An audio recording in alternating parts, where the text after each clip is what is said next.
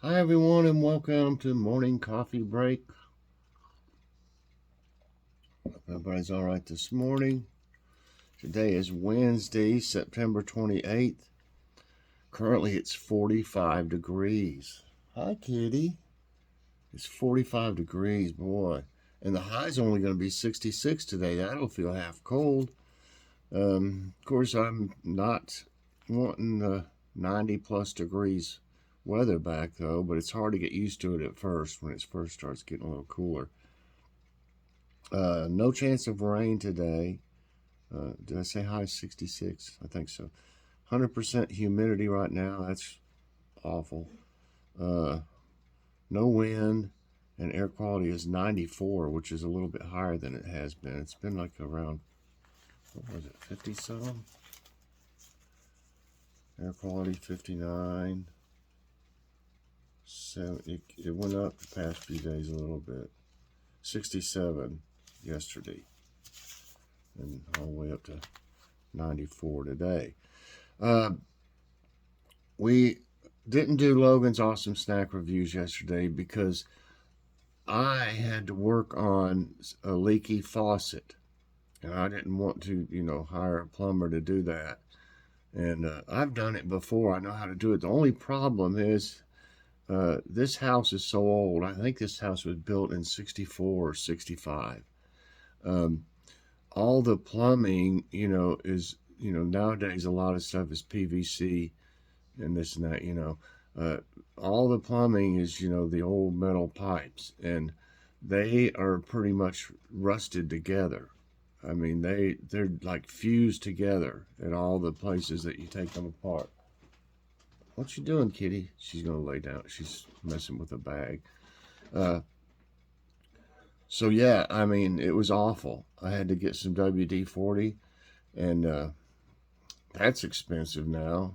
I didn't plan on it being almost $8 for. It's a pretty good sized can. It'll last a long time, but that's what I always used for stuff like that. It'll penetrate, and you'll be able to break stuff loose. And each step took forever because of that. I'd have to I'd have to spray, the threads on stuff, and uh, even little screws were stuck, and then I'd have to wait, for it a while, come back and check and see if it was loosened up any, and then spray it again. Wait is the process all day long. Had to go get several things. A WD-40, one of them. Then the washers I had were too small, too big. Uh, we had to go to Home Depot and get some washers, and it's just so aggravating, when you're doing stuff like that. And I've got now I saw where the leak is in my basement, which I'm kind of glad I had to do that. I had to turn the water off, to do that. And when I did, I saw where the water's leaking in the basement. It's coming from the kitchen sink, and it's going down, and it's clogged up down there, and some of it's coming out through like a overflow valve type thing. Um, it's going underneath the house, and then there's also a place in the darn. I guess I don't know if you'd call it the foundation. It's like the wall down there. There's a place. I guess it's. I don't know from it being so damp or what. But there's a place that's give way, and the bricks or the concrete blocks are just they just fell. I don't know. That's going to take something to get done. It's going to be very costly, I'm sure. But anyway, at least that's really a plus because I didn't know where it was leaking from. I could not figure where it was leaking from because it was like muddy, and I was like, what? Why would the water be, if it's leaking, be muddy? And it's mixing with mud from outside that's coming through that part that's damaged. Um, so I'm very concerned, with knowing what I know now, but at least I know where it's coming from. So in a way, that's a relief, but in a way, I'm very concerned about the cost and what happened. It's a part of having an old house. When you're owning your house, there's always something. So that's why I didn't get done until 7:30. I didn't get done fixing it. I did at least get the leak in the bathtub fixed in that faucet, because it was just running, and I put a bucket under it, to catch it dripping, to see how much it was leaking, and it would fill that bucket up overnight. If I hadn't have emptied it, but so I knew it was, it'll cost you a little bit of money with gas. It keeps doing that. I mean, gas, water, it'll waste your water. See, I caught it and put it out in the garden, but I realized it was how much it was leaking then, and it needed to be fixed. So anyway, that's why we didn't do Logan's Awesome Snack Reviews, and that'll be tonight, Logan's show. I didn't feel like really fixing much last night. We had some of the chicken tenders that we got from Aldi, the panko ones. We had, they were 4-cheese instant mashed potatoes. And I always have sour cream on mine, if we have any. And peas, and I put bacon bits in it and a little bit of liquid smoke, and you wouldn't believe how good they were. They were really good. I'm not that crazy about peas. I'll eat them, but I'm not that crazy about them. And I thought I'd do something to, make them a little bit better. And so that's what I did. And we had some homegrown tomatoes, of course, we still got. So here's what it looked like. It was really very good. That's chicken sauce. It's Kroger brand. It says chicken sauce on it. And my allergies are bothering me quite a bit. If I sound kind of stopped up. Man, when I get up in the mornings, I am just so stopped up. It's unbelievable. Okay, so that's what we had, and tonight we're wanting to have this. I've got it out. I don't know if we'll change for any reason, but I've got some ground beef out or in the fridge. If it'll thaw enough. Well, you can still brown meat when it's not all the way thawed, or ground beef or turkey. But we're going to try this fajita rice bowl with Mexican rice. I'm going to try that. So let's see what it's like. That's from Dollar Tree. Okay, that's what's going on with that. I don't know what we'll have, if we'll have anything even with that. Maybe a tortilla. We got some tortillas. Have a tortilla with it. Okay, that's what's going on there.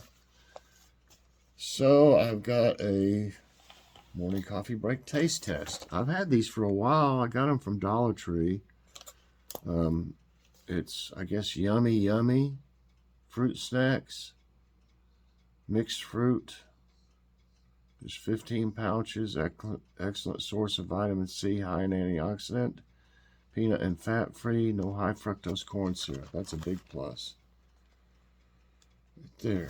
So are they all mixed fruit? I guess they're all the same. They're mixed fruit.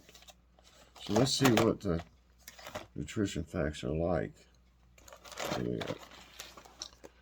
Okay, serving size. There's 10, I guess, in a pouch. No fat, no total fat, no saturated fat, no trans fat, no cholesterol, no sodium. 8 grams of carbs is 3%. No fiber. 5 grams of sugar and 5 grams of added sugars is 10%. That's not bad. Protein less than 1 gram. It's got nothing. It does have 45% of vitamin C. So that's good. I was just looking at the...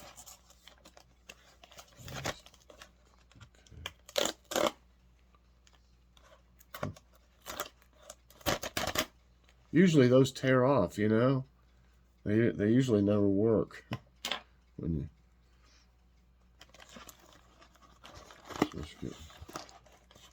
So is it different flavors or is it? Are they all mixed fruit? You know, they got different colored packs, but they're all mixed fruit. Like, how many calories did I say?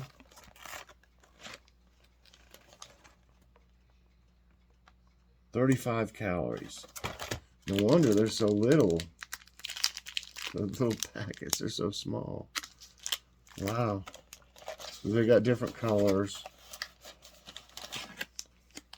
There's another one.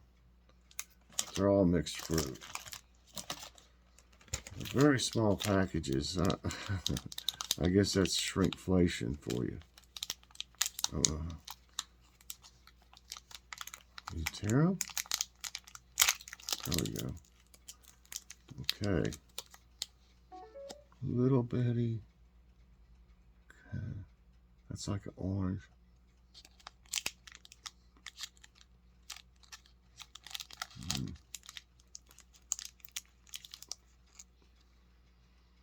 This looks like grapes, I think. They're good. Just very little package. I think this is, I think that's supposed to be cherries. It's hard to tell.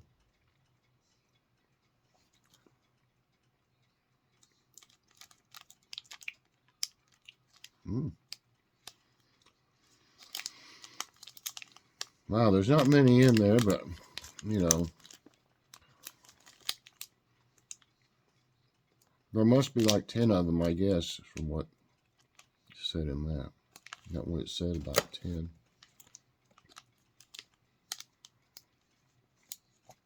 I don't know. 15 packs, even though they're small. 15 packs for $1.25. I think that's still a decent deal.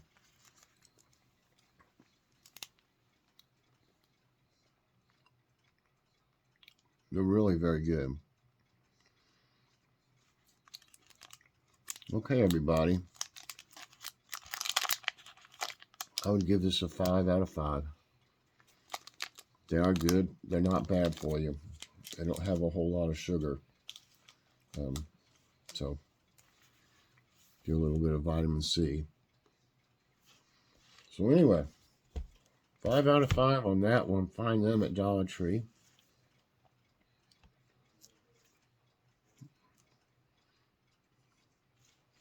Okay.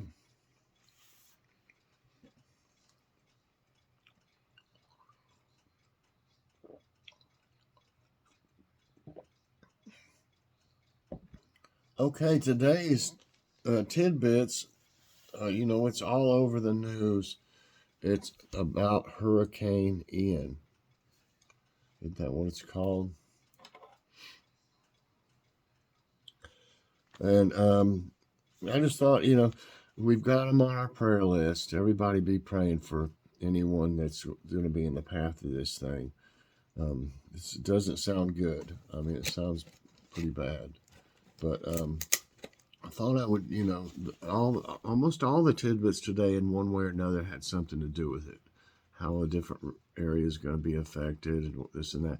But it's got some things in there I thought would be helpful and, you know, people might like to hear.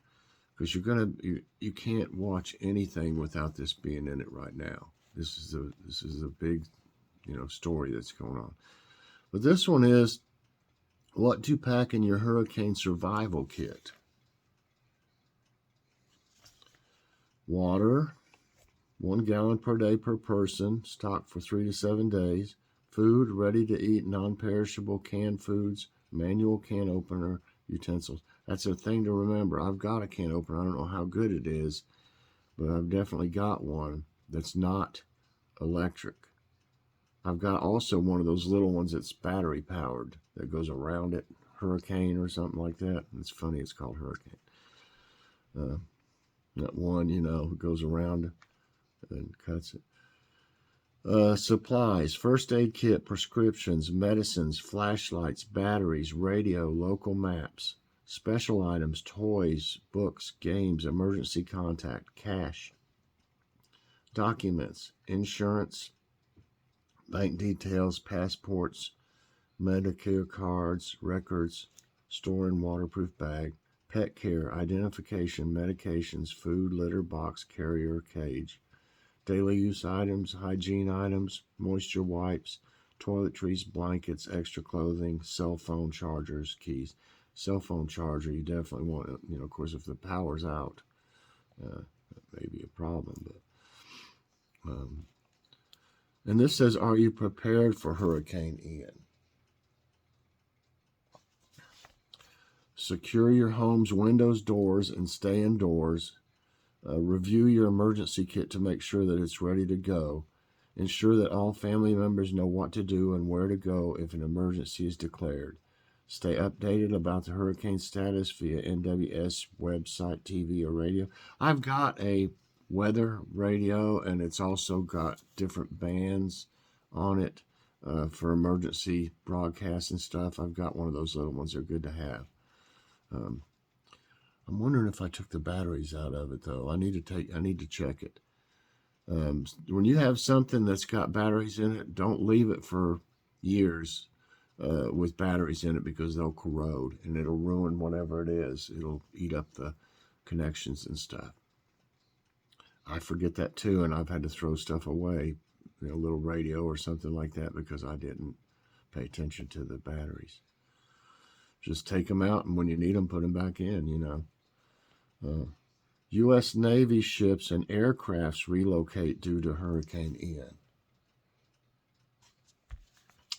The U.S. Fourth Fleet has ordered ships and aircraft to move out of the way of Hurricane Ian. Ships were relocated from the naval station, Mayport, Florida. The aircraft are either evacuating from area airfields or being secured in hangars to withstand hurricane-force winds.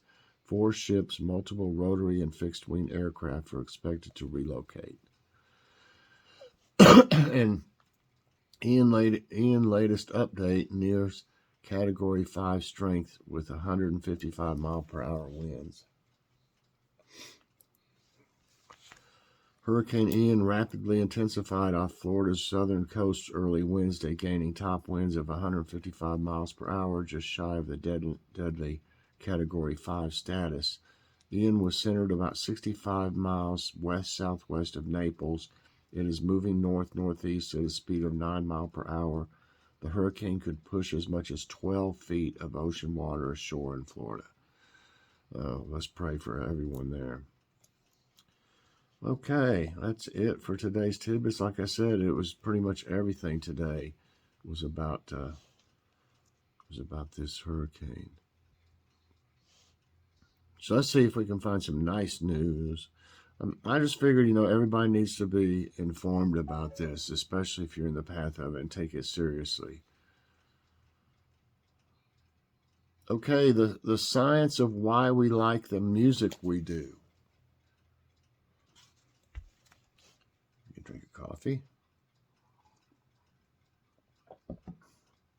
Do you find yourself drawn to the same type of music you listened to as a teenager, or musical artists that seem to have similar personalities to yours?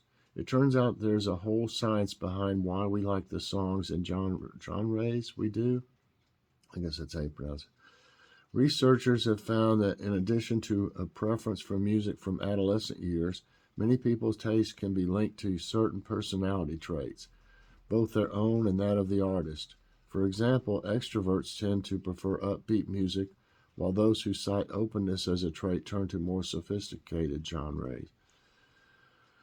Beyond the music itself, the artist behind the tunes is also important. The match between the personality of the listener and the artist was predictive of the musical preferences for the artist beyond just the attributes from the music, researcher David M. Greenberg told the Washington Post. Of course, there are a range of other things that factor into music taste as well, including age, gender, and region. Next time you go to put on your favorite playlist, just consider thinking a bit harder about why you like what you do, you might just discover something about your personality in the process. Reintroducing bison to Kansas prairie led to dramatic biodiversity boost. Tens of millions of bison once roamed North America, and though today that number is much smaller, around 350,000, they are still proving to be an essential component of the continent's ecosystems. In a recent study, scientists analyzed data from a grassland region in Kansas to evaluate how the plant life changed when bison were present to graze, particularly after two droughts that occurred in 2011 and 2012. They found that the areas with bison had a whopping 86% increase in the richness of native plant species. Now, among the largest recorded increases in species richness due to grazing in grasslands globally, the study says. This boost in biodiversity following the reintroduction of bison is essential information, as climate change will likely lead to more droughts in prairie lands in the future, said study author Zach Ratajczak. I can't pronounce that. I think the resilience we saw in this study is especially important, he told Tree Hugger. These droughts events can be really disconcerting, and while we can't take this resilience for granted, I was heartened to see that the plant community was able to bounce back fairly quickly after a very extreme drought. And lastly, cacao, is that how you pronounce it? Cocoa? Was widely consumed by all in ancient Maya, study finds. Cacao? Is that how you pronounce it? It may seem obvious that almost everyone loves and wants chocolate, but new research on Mayan cacao consumption is dispelling long-held beliefs about who had access to the plant in the ancient culture. Cacao, the seed that today gets roasted and processed into chocolate goodies, has been cultivated for thousands of years. It was particularly important to the Mayan people of El Pilar, though many have previously assumed that it was reserved only for the upper class in royal ceremonies. In a study published this week, a team of researchers led by Annabelle Ford looked at 54 ancient vessels and analyzed them for cacao residue, finding that more than half of them once held the seed. The objects dug up in Central America, including bowls, jars, and plates, are from around 600 and 900 AD. They were mainly found in former residential areas, meaning they were likely belonged to everyday people rather than royalty. In short, Ford told Popular Science, to be a Maya, you had to have cacao. Lifestyle we can definitely get behind. All right, everybody, that's it for Morning Coffee Break. I sure hope you enjoyed it. Like I said, take this hurricane thing seriously, even though you're not real close to it. They're going to probably have some, adverse weather afterwards, depending on where it goes. And it's supposed to come, the way they're showing it, it's supposed to come through Tennessee, so it looks like we're going to get some weather from it. So I just thought that was important today. So definitely check out Logan's Awesome Snack Reviews tonight. We're going to have a great show. We've got some real great name brand, items that are new that you definitely want to check out and you may want to buy. So everybody, thanks so much for watching. I hope you enjoyed it. If you did, I hope you'll press that like button. Also subscribe if you haven't already, and share this out and hit that so you get all my videos as soon as they come out. Everybody, I hope you have a great day, and I'll see you later on.